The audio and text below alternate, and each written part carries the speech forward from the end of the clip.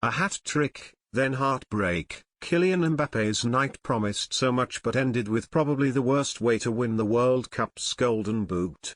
The France striker will leave Qatar as the tournament's top scorer after becoming the first man to score 3 goals in a World Cup final since Geoff Hurst in 1966, but his main memory will be the pain of an agonizing defeat. At the end of a truly epic evening, the 23-year-old still got to walk up to the victory podium to collect his individual accolade after reminding the world of his immense talent, but there were times when a far greater prize was within his grasp. This could have been his final, and known as his tournament too, but instead both will be remembered as belonging to another number 10, who also got to hold aloft the World Cup trophy that Mbappe took home 4 years ago. It was Argentina and Lionel Messi who ultimately grabbed the glory, but Mbappe lit up Lusail Stadium and it felt for a while like this was meant to be his time, again. Mbappe's bid to become the youngest player to win a second World Cup since Pelé, who was 21 when he did it in 1962, got off to a terrible start. He was mostly a spectator as Argentina dominated the first half, managing only 11 touches in total as his struggling side fell 2 goals behind, and things did not initially improve much after the break.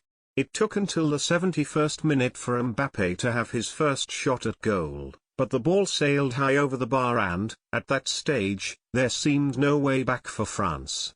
That all changed when Nicolas Otamendi fouled Randal Kolo Muani as he darted into the box, with Mbappe making no mistake from the spot. Just 97 seconds later, he made it 2-2, this time in spectacular style when he met a dropping ball in the box with superb volley to bring his side back from the brink of defeat. You cannot question the quality from one of the biggest players in the world to get his country back into the game, BBC co-commentator Jermaine Jenas said as the game went into extra time. He's an absolute superstar. He was just waiting. His team were not there with him but the changes added some energy, some belief into the side. More magic followed. Mbappe's third of the night, his 8th at this tournament, arrived when he dispatched another penalty in extra time, again to rescue his team and force a shootout in front of a crowd who by now could barely believe what they were watching. We've just seen the French president, Jenas added after the camera cut to Emmanuel Macron. That boy is a king. A hat-trick in a World Cup final and a penalty stuck away as cool as you like. He stuck it in exactly the same place as the last one. Mbappe did not miss in the shootout, either, coolly firing past Emiliano Martinez from the spot for a third time, but like Messi it was the Argentina goalkeeper who was celebrating at the end after he denied Kingsley Coman and Aurelien Tchouameni missed. Mbappe was still France's hero in defeat, and he was embraced by his teammates and also by Macron at the end, but this was not the finish he had dreamed of, despite this being a final few will forget. It was a pleasure to be here to see it, BBC pundit Alan Shearer said. Thank you to Messi and Mbappe. The way Argentina kept going, the mentality they had. Well done and thank you for entertaining us. It was just unbelievable. France's World Cup defense ended in defeat on penalties, but for most of the game it appeared as if they would be giving up their trophy without so much as a whimper.